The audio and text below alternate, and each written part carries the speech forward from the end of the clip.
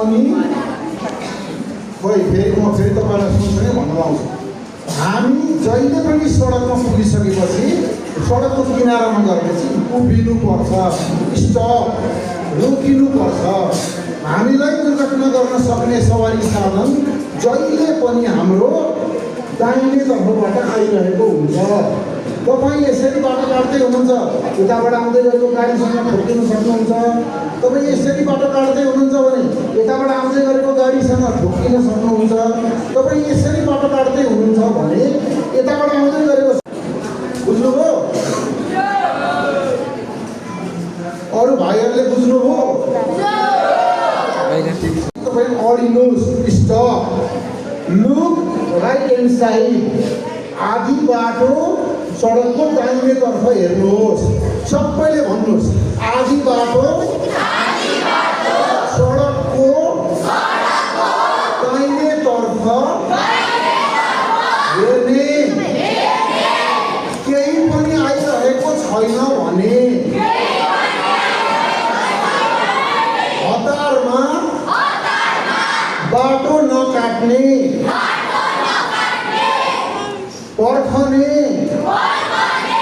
आधा बाटो बायाँतर्फ हेर्ने। अब पनि हतार गरेर बाटो नकाट्ने, कानले सुन्ने, दाहिने तर्फ फेरि हेर्ने, आधा बाटो दाहिने तर्फ हेर्दै बाटो क्रस गर्ने। आधी बाटो पुगिसकेपछि बायाँतर्फ हेर्ने। बायाँतर्फबाट कुनै पनि सवारी साधन आएको छैन भने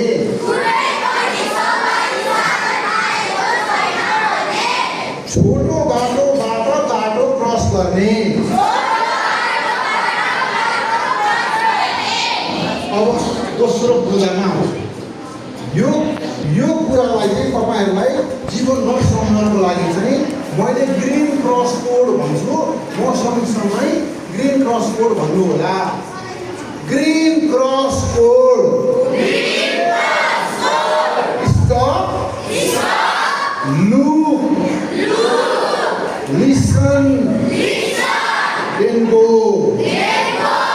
Stop, look, listen, then go.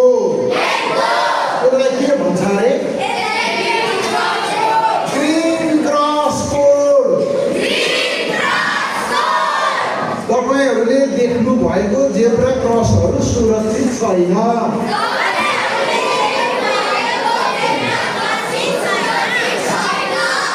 Zebra cross सुरक्षित हुनका लागि कि ट्राफिक प्रहरी कि ट्राफिक लाइट हुनु जरुरी छ। हाम्रो काठमाडौँ उपत्यकाभित्र रहेका जेब्रा क्रसहरूमा ट्राफिक लाइट र ट्राफिक प्रहरी धेरै ठाउँमा हुनुहुन्न। तपाईँले अब फेरि मेरो कुरा सुन्नु। अब तपाईँले के सुन्नुहोस् भने अब ट्राफिक प्रहरी पनि हुनुहुन्न, ट्राफिक लाइट पनि छैन, ड्राइभरको चेतना पनि छैन, पैदल यात्रीलाई बाटो काट्न दिनुपर्छ भन्ने ध्यान पनि छैन। यस्तो अवस्थामा अब कसरी बाँच्ने त सडकमा क्रसको लागि? Green cross code. Stop, look, listen, go. यो तपाईँहरूको लागि होमवर्क हो। अब अर्को विषय सडकको विषय है।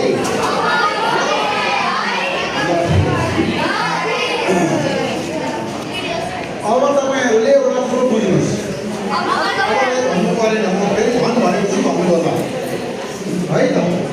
ल अब तपाईँहरूले के बुझ्नुभयो भने हामी सडकमा हिँड्दाखेरि जहिले पनि हामी कुन साइडबाट हिँड्छौँ छोरी, कुन बाटोबाट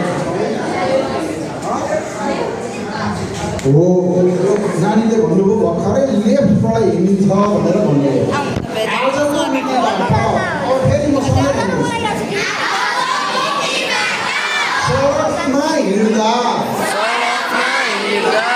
जुन दिशातर्फबाट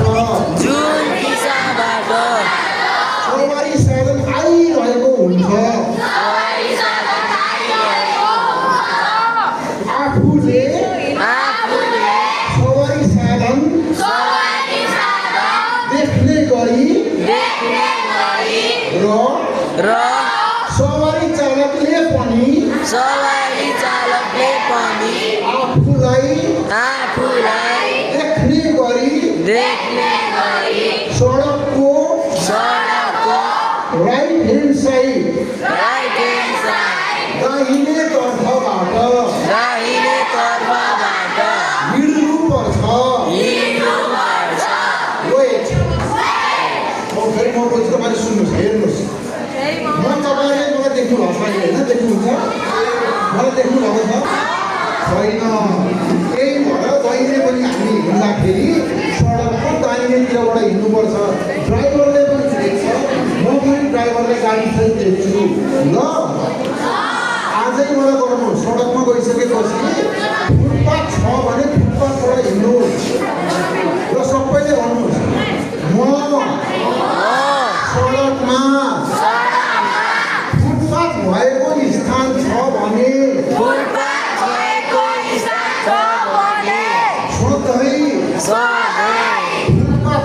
नै हिँड्छु। फुटपाथ छैन भने म सडकको दाहिने तर्फबाट हिँड्छु। वेट, फेरि अब म तपाईँलाई हेर्नुहोस्। अब यो टोली तिनजना यता आउनुहोस् त, तपाईँहरू तिनजना आउनुहोस् त बाबुले। नानी दुईटै आउँदैन,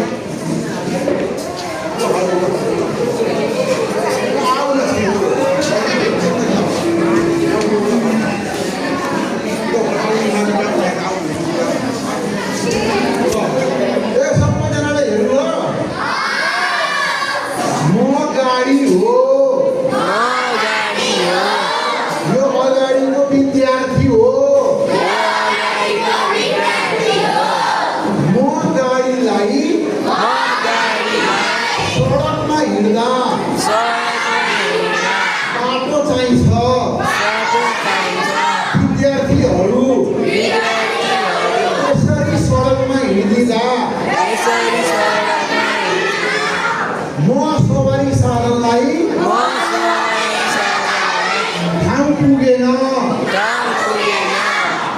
यसरी हिँड्न हुन्छ कि हुँदैन? हुँदैन। हुन्छ कि हुँदैन? हुँदैन। अब कसरी हिँड्ने अब हेर्नुहोस्।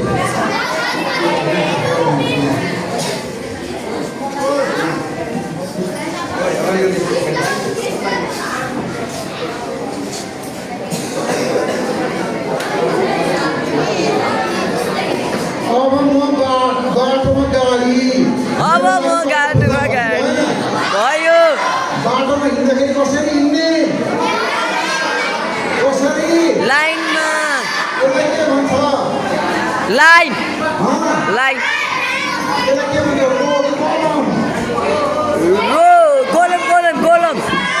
गोलम। हिँड्नेलाई के भन्छ? रोड भन्छ कि कलम भन्छ?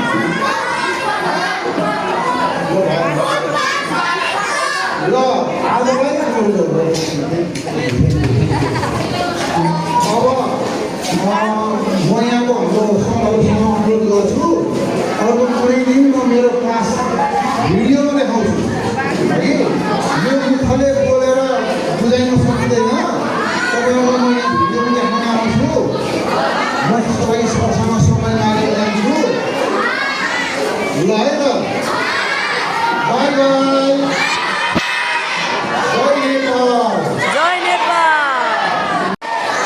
लगाइरहेका